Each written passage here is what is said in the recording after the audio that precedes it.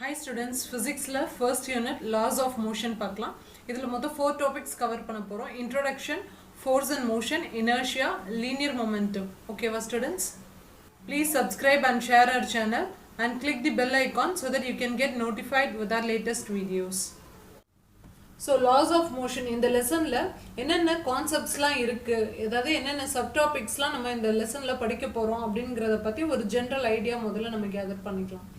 So first வந்து introduction, next force and motion. So Aristotle, Galileo எல்லாம் வந்துட்டு force and motion பத்தி என்ன சொல்லியிருந்தாரு, நியூட்டன்ஸ் 3 laws ப்ரொபோஸ் ஆகிறதுக்கு முன்னாடி அப்படிங்கிறது தான் நம்ம இதில் பார்ப்போம் force and motionல. நெக்ஸ்ட் வந்து inertia. So inertia types of inertia and examples of inertia னு ரெண்டு subtopics இருக்கு.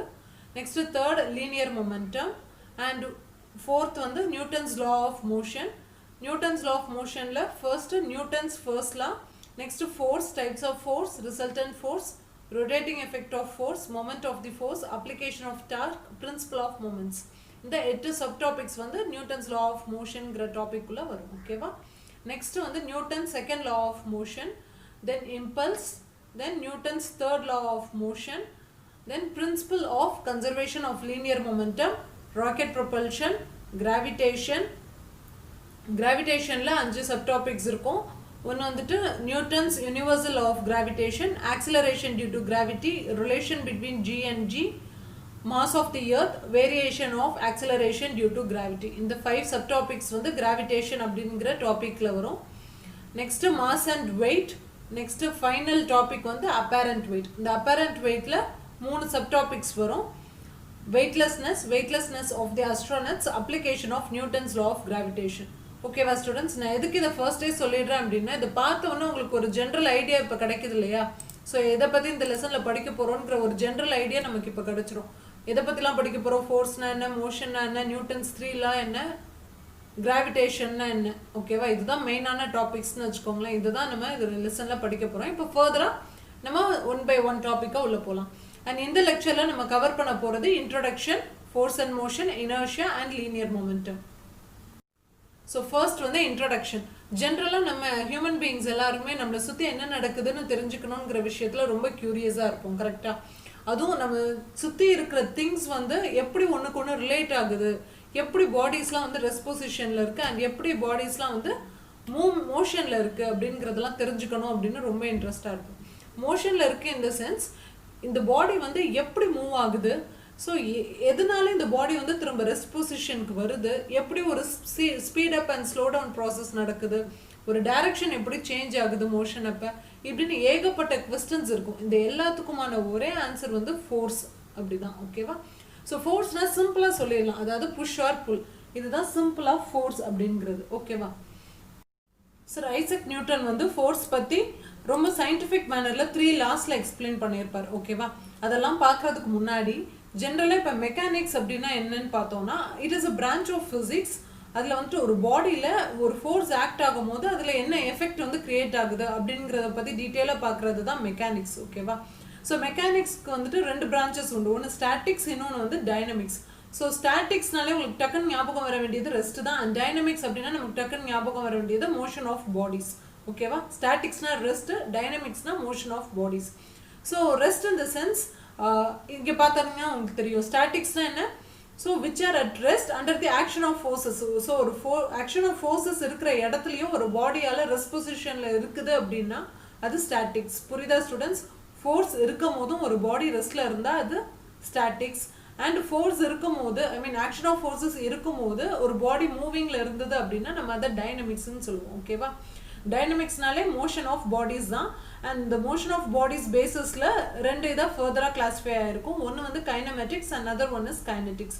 ஸோ மோஷன் ஆஃப் பாடிஸ்லேயே without considering the cause of motion, அதாவது எதனால அந்த மூமெண்ட் வந்து அக்கர் ஆகுது அப்படிங்கிறத நம்ம கன்சிடரே பண்ணிக்கலன்னா அது கைனமெட்டிக்ஸ். ஸோ எதனால அந்த மோஷன் அக்கர் ஆகுது அப்படிங்கிறத நம்ம கன்சிடர் பண்ணிக்கிட்டோம் அப்படின்னா அது கைனட்டிக்ஸ். புரியுதா ஸ்டூடெண்ட்ஸ்? டைனமிக்ஸ்னா motion of bodies.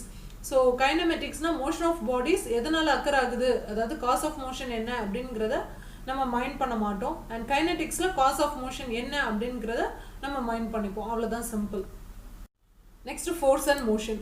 So force and motion நியூட்டன்ஸ்ல வந்துட்டு ஒரு 3 laws ப்ரப்போஸ் பண்ணுறதுக்கு முன்னாடியே சில பர்செப்ஷன்ஸ்லாம் ஃபோர்ஸ் அண்ட் மோஷன் பற்றி இருந்தது. ஓகேவா?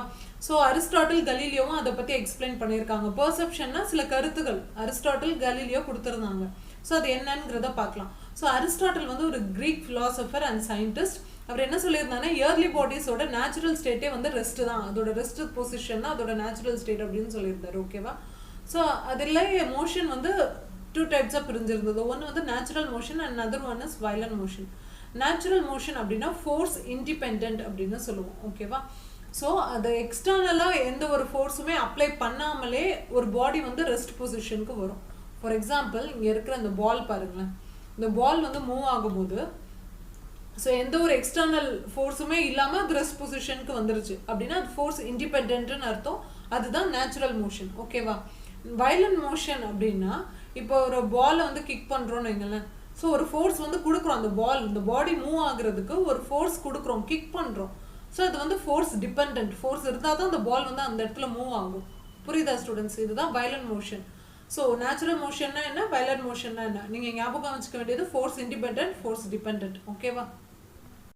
இப்போ டிஃப்ரெண்ட் மாஸ் இருக்கிற ஒரு 2 பாடிஸ் எடுத்துக்கிறோம். ஓகேவா? அது ஒரு ஹைட்ல இருந்து நம்ம ட்ராப் பண்ண போகிறோம். இப்போ நம்ம இங்கே எடுத்துருக்கிறது 3 kg அண்ட் 1 kg. ஓகேவா? ஸோ இப்போ இதை வந்து ஒரு ஹைட்ல இருந்து ட்ராப் பண்ணும்போது ஸோ 3 kg அதாவது அதிகமான வெயிட் இருக்கிறது ஃபாஸ்ட்டாக கீழே கிரவுண்டை ரீச் ஆயிரும் அண்ட் வெயிட் கம்மியாக இருக்கிறது மெதுவாக தான் ரீச் ஆகும். புரியுதா ஸ்டூடெண்ட்ஸ்? இப்போ கலீலியோ ப்ரப்போஸ் பண்ண 4 பாயிண்ட்ஸ் பற்றி பார்க்கலாம். அவர் வந்துட்டு motion, force and inertia of bodies இந்த 3 கான்செப்ட்டுமே கவர் பண்ணியிருந்தாங்க. ஓகேவா? ஸோ கலீலியோ சொன்னது என்ன அப்படின்னா இயர்லி பாடிஸோட நேச்சுரல் ஸ்டேட் வந்து ஸ்டேட் ஆஃப் ரெஸ்ட்லையும் இருக்கும், அப்படி இல்லை அப்படின்னா ஸ்டேட் ஆஃப் யூனிஃபார்ம் மோஷன்லையும் இருக்கும் அப்படின்னு சொல்லியிருந்தாங்க. இதே அரிஸ்டாட்டில் என்ன சொல்லியிருந்தாரு, ஸ்டேட் ஆஃப் ரெஸ்ட் மட்டும் தான் சொல்லியிருந்தாரு. அண்ட் கலீலியோ ஸ்டேட் ஆஃப் ரெஸ்ட்டும் மென்ஷன் பண்ணியிருக்காரு அண்ட் ஸ்டேட் ஆஃப் யூனிஃபார்ம் மோஷனும் மென்ஷன் பண்ணியிருக்காரு. அண்ட் செகண்ட் பாயிண்ட் என்ன அப்படின்னா சேம் ஸ்டேட் ஆஃப் மோஷனில் தான் ஒரு பாடி இருக்கும் அன்லெஸ் ஒரு எக்ஸ்டர்னல் ஃபோர்ஸ் அப்ளை பண்ணுற வரைக்கும். புரியுதா ஸ்டூடெண்ட்ஸ்? ஒரு எக்ஸ்டர்னல் ஃபோர்ஸ் அப்ளை பண்ணாதான் அந்த ஸ்டேட் ஆஃப் மோஷன் வந்து மாறும், அது வரைக்கும் ஸ்டேட் ஆஃப் மோஷன் மாறாது அப்படின்னு சொல்லியிருந்தாங்க. அண்ட் தேர்ட் பாயிண்ட் என்ன அப்படின்னா ஒரு பாடியில் ஒரு ஃபோர்ஸ் அப்ளை பண்ணும்போது அந்த சேஞ்சை வந்து பாடி ரெசிஸ்ட் பண்ணும். ரெசிஸ்ட் பண்ணுச்சு அப்படின்னா நம்ம அதை இனர்ஷியா அப்படின்னு சொல்லுவோம். ஸோ இனர்ஷியா கான்செப்ட் வந்து இப்போ ஃபர்தராக நம்ம டீட்டெயிலாக பார்க்கலாம். ஓகேவா? ஃபோர்த் டாபிக் என்னன்னா, ஃபோர்த் பாயிண்ட் என்ன அப்படின்னா when dropped from a height in vacuum. So ஒரு வேக்யூமில் வந்துட்டு வேக்யூம்னா என்ன அர்த்தம்? ஸோ வேக்யூம்னா ஏரே இல்லாத இடம்னு அர்த்தம். ஓகேவா? ஸோ அந்த மாதிரி இடத்துல இப்போ 2 மாஸ் எடுத்திருக்காங்க. ஒன்று வந்து 3 kg, இன்னொன்று வந்து 1 kg மாஸ் பாடி எடுத்திருக்காங்க. ஸோ இப்போ ரெண்டுமே வந்துட்டு வேக்யூமில் நம்ம ஒரு ஹைட்ல இருந்து கீழே ட்ராப் பண்ணோம் அப்படின்னா ரெண்டுமே அட் அ டைமில் வந்துட்டு கிரவுண்டை ரீச் ஆகும் அப்படின்னு சொல்லியிருந்தாரு. புரியுதா ஸ்டூடெண்ட்ஸ்? ஸோ இனர்ஷியா வந்து ஒரு எக்ஸாம்பிள் வச்சு பார்க்கலாம். இப்போ ஒரு கார் வந்து மூவ் ஆகிட்டே இருக்குது, சடன் பிரேக் போட்டுச்சு அப்படின்னா ஸோ காரில் இருக்கிற பேசஞ்சர்ஸ் வந்து என்ன ஆவாங்க, ஃப்ரண்ட்டில் வந்துட்டு அவங்க பாடி வந்து லீன் ஆகும். ஓகேவா? இந்த ஃப்ரண்ட்டில் லீன் ஆகும். இதுவே வந்துட்டு கார் திடீர்னு ஸ்டார்ட் ஆகுது அப்படின்னா பாடி வந்து பேக்வர்ட்ஸ் லீன் ஆகும். இது எதனால் அப்படின்னா ஒன்று வந்துட்டு நம்ம பாடி ஸ்டேட் ஆஃப் ரெஸ்ட்டில் இருக்கும் போது டக்குன்னு வண்டி மூவ் ஆகும் போது பேக்கில் லீன் ஆகும். நம்ம மோஷன்லேயே இருந்துட்டு இருக்கும் போது திடீர்னு ஸ்டாப் ஆகிடுச்சு அப்படின்னா சடன் பிரேக் போடும்போது டக்குன்னு ஃப்ரண்ட்டில் லீன் ஆகும். புரியுதா? சடன் பிரேக் போட்டால் ஃப்ரண்ட்டில் லீன் ஆகும், திடீர்னு வண்டி ஸ்டார்ட் பண்ணுறாங்க அப்படின்னா பேக்கில் லீன் ஆகும். ஸோ இதை தான் நம்ம இனர்ஷியா அப்படின்னு சொல்லுவோம். ஓகேவா? The inherent property of a body to resist any change in its state of restல இருந்தோ இல்லை state of uniform motionல இருந்தோ அந்த பாடி வந்து சேஞ்ச் ஆகுது அப்படின்னா அது எப்போ சேஞ்ச் ஆகும் அப்படின்னா unless it is influenced upon by an external unbalanced force. So ஒன்று ஸ்டேட் ஆஃப் ரெஸ்ட்ல இருக்கும் இல்லை யூனிஃபார்ம் மோஷனில் இருக்கும் அன்லெஸ் ஒரு எக்ஸ்டர்னல் அன்பேலன்ஸ்டு ஃபோர்ஸ் வர்ற வரைக்கும். ஸோ அதுதான் நம்ம என்னன்னு சொல்கிறோம்னா இனர்ஷியா அப்படின்னு சொல்கிறோம். ஓகேவா? இன்னொரு எக்ஸாம்பிள் பார்க்கணும் அப்படின்னா இப்போ ஒரு டம்ளரில் நம்ம தண்ணி எடுத்துட்டு ஒரு கார்ட்போர்ட் வச்சு அது மேலே வந்துட்டு ஒரு காயின் பிளேஸ் பண்ணிடுறோம்.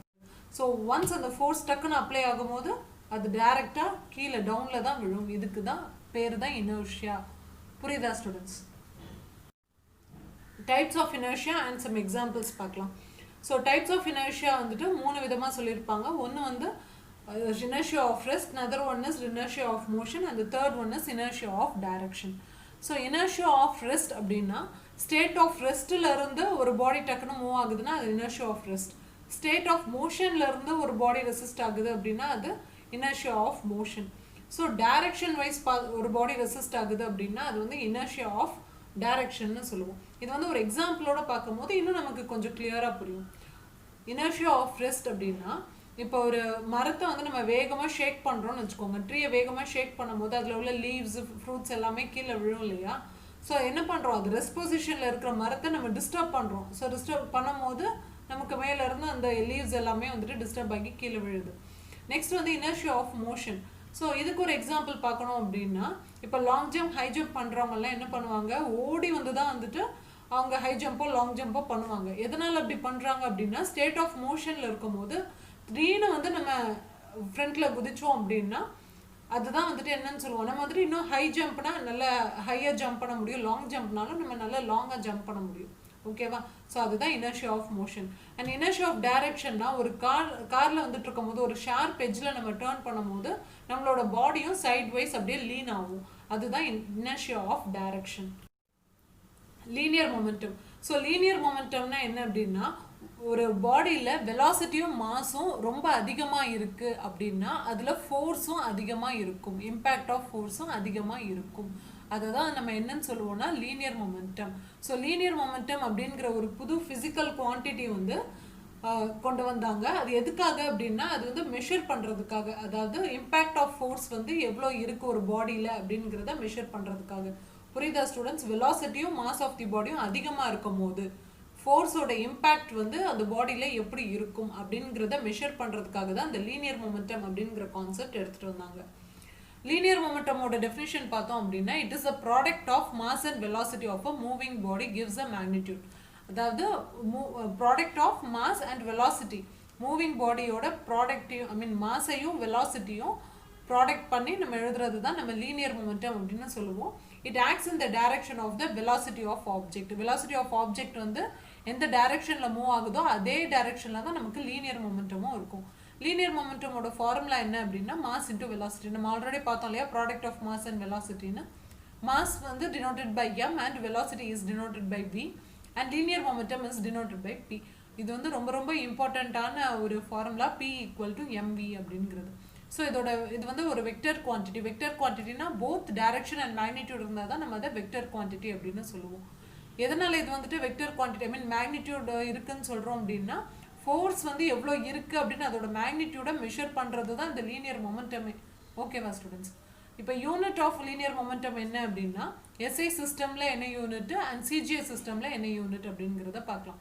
எஸ்ஐ சிஸ்டமில் kilogram metre per second and CGS சிஸ்டமில் கிராம் சென்டிமீட்டர் பெர் செகண்ட். ஓகேவா ஸ்டூடெண்ட்ஸ்? புரியுதா? இது வரைக்கும் நம்ம என்னெல்லாம் பார்த்துருக்கோம்?